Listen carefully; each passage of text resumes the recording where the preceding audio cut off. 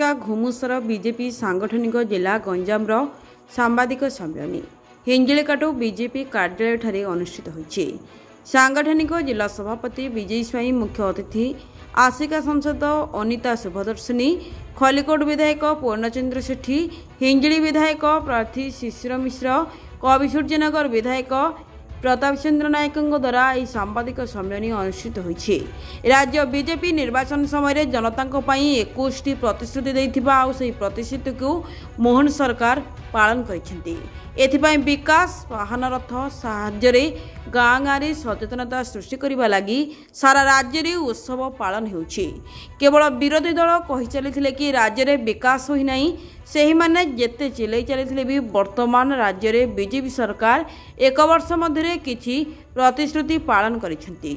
सही भली 1 वर्ष मध्य गत सरकार अमल में जहाँ होई नथिला ताहा 1 वर्ष मध्य डबल इंजिन सरकार समस्त योजना को लोकों पाखरे पहुंचाइबा बीजेपी विधायक पूर्णचंद्र सेठी और प्रताप चंद्र नायक आज सांबादिक सम्मेलन में कहते।